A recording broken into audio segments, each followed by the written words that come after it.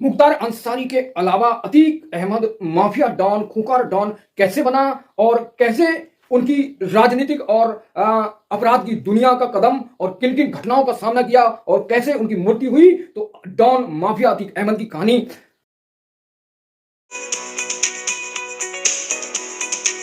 प्रयागराज में राजू पाल के चश्मदीद गवाह उमेश पाल की इलाहाबाद के झूमरगंज में गोली मारकर हत्या कर दी गई और उनके साथ उनके जो गनर थे साथियों को मौत के घाट उतार दिया गया, जिसमें 6 लोगों की मौत। मुख्तार अंसारी के अलावा अतीक अहमद माफिया डॉन, खूंखार डॉन कैसे बना और कैसे उनकी राजनीतिक और अपराध की दुनिया का कदम और किन किन घटनाओं का सामना किया और कैसे उनकी मृत्यु हुई। तो डॉन माफिया अतीक अहमद की कहानी। 2005 में उस समय अतीक अहमद का नाम चर्चा में आया जब प्रयागराज में राजू पाल के चश्मदीद गवाह उमेश पाल की इलाहाबाद के झूमरगंज में गोली मारकर हत्या कर दी गई और उनके साथ उनके जो गनर थे साथियों को मौत के घाट उतार दिया गया, जिसमें 6 लोगों की मौत हुई। किस्मत अच्छी कि उसके जो रिश्तेदार थे विधायक राजू पाल के उमेश पाल जो उस घटना में बच गए। उसके बाद अतीक अहमद के अंत की और खूंखार से डॉन बनने की कहानी शुरू होती है, जहां पर उस समय सीएम योगी आदित्यनाथ की सरकार होती है और प्रयागराज में दहशत होती है कि जो राजूपाल विधायक बीएसपी के विधायक थे उनको पहले हत्या कर दी गई और उसके बाद उनके जो गवाह थे उनको बमबारी की, गोलीबारी की और इससे योगी सरकार एक्शन में आए और योगी ने गुंडे माफिया को विधानसभा में, उत्तर प्रदेश की विधानसभा में चुनौती देते कहा कि जो गुंडे माफिया हैं उनको मिट्टी में मिला देंगे, जिस पर अखिलेश यादव ने, अपोजिशन के अखिलेश यादव ने, समाजवादी प्रमुख ने ऐतराज जताया और सीएम योगी ने कहा कि सपा बसपा के कार्यकाल में ये गुंडे माफिया पनपे। और उसके बाद सीएम योगी का माफिया को मिट्टी में मिलाने देने वाला बयान वायरल हुआ और इसी कांड में पहले से अतीक अशरफ बांदा जेल में बंद थे। इससे पहले वह पंजाब की जेल में थे और उन्हें डर सताने लगा माफियाओं को कि अब बाबा हर हाल में इनकाउंटर करेगा, जिसमें अतीक अहमद ने पेशी के दौरान कहा था कि सुप्रीम कोर्ट का आदेश है उन्हें कैमरा की नजर में पेशी पर लाया जाए और बार बार उनका खौफ उसे सता रहा था। अतीक अहमद का उमेश पाल की हत्या के बाद ऐसा डर सताया, योगी के बयान के बाद ऐसा डर सताया, आखिर उमेश पाल की हत्या के बाद 50 दिन के बाद अतीक अहमद और अशरफ को पेशी के दौरान गोली मारकर हत्या कर दी गई।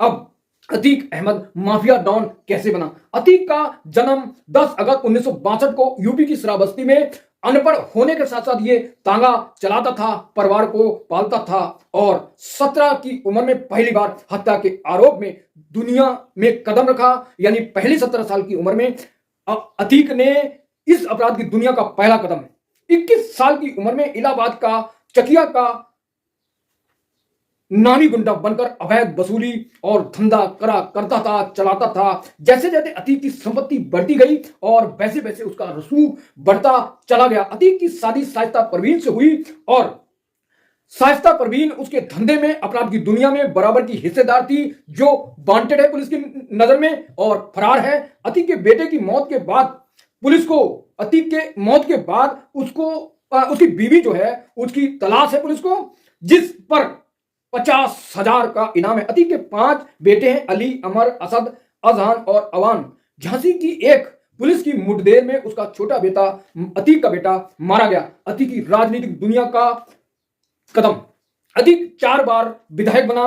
1989 में इलाहाबाद से विधायक बना, जबकि 4 बार निर्दलीय। 1996 में माफिया और राजनेता सपा के टिकट पर 4 बार विधायक और सोनेलाल पटेल के देहांत के बाद अतीक ने सोनेलाल के देहांत के बाद अपना ठिकाना जो बनाया, अपना दल कामरेड्डी की कमान को संभाला। 2002 में फिर अतीक अहमद विधायक बना। 2004 में सपा में शामिल होकर 2009 में फूलपुर से लोकसभा चुनाव लड़ा और जीता। ये वही फूलपुर है जहां से पीएम जवाहरलाल नेहरू सांसद चुने गए। अतीक की क्राइम हिस्ट्री 4 दशक आतंक के बाद 1974 से आज तक अतीक पर 101 आपराधिक मुकदमे जिसमें हत्या का प्रयास, अपराध, धोखाधड़ी, धमकी, जमीन पर कब्जा सहित संगीन अपराध में वांछित। माफिया डॉन अतीक अहमद की गुनाह सुनने से पहले ये जानना जरूरी है कि अपराध की दुनिया में अतीक अहमद ने जहां जाने कितने बेगुनाह लोगों को मौत के घाट उतारा और आज योगी सरकार में माफिया गुंडे माफिया को लिस्ट में रखा गया। माफिया डॉन अतीक अहमद की बर्बादी के दिन उस समय शुरू हुए जब से उत्तर प्रदेश में सीएम योगी आदित्यनाथ की सरकार, तब से माफिया डॉन का अंत और उसकी संपत्ति को सरकार, जो संपत्ति उसने बनाई थी, उसको तहस नहस करने और उसको अटैचमेंट करने का उत्तर प्रदेश सरकार ने काम किया, क्योंकि सीएम योगी विधानसभा में कह चुके थे माफिया को मिट्टी में मिला देंगे। योगी का संदेश माफिया को कोई भी हो बर्दाश्त नहीं किया जाएगा। माफिया डॉन अतीक अहमद के बुरे दिन उस समय शुरू हुए जब उसने पहली बार प्रयागराज में उमेश पाल हत्याकांड में नाम सामने आया।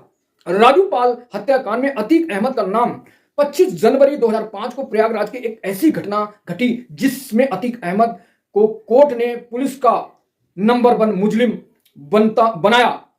प्रयागराज के धूमरगंज इलाके में विधायक राजूपाल की दिन दहाड़े हत्या करके सनसनी फैला दी। विधायक राजूपाल की हत्या में अतीक अहमद और अशरफ के नाम मुकदमा दर्ज हुआ।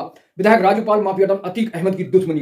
25 जनवरी 1905 को बीएसपी विधायक राजूपाल को प्रयागराज धूमरगंज में दिन दहाड़े हत्या के कारण, जिसमें था कि विधायक राजूपाल इलाहाबाद पश्चिम से अतीक अहमद के भाई अशरफ अजीम भी कहते थे हराया था। 2004 में राजूपाल बीएसपी के टिकट पे विधायक बने और उनकी टक्कर पर सापा से अतीक अहमद का भाई अजीम उर्फ जो अशरफ चुना लड़ा, जो हार गया। और इसी दुश्मनी के चलते राजूपाल और अतीक के गुर्गे अतीक में घमासान हो गया, गैंगवार हुआ और ये दुश्मनी मानने लगा अतीक अहमद और इसके ठिकाने लगाने की ठानी।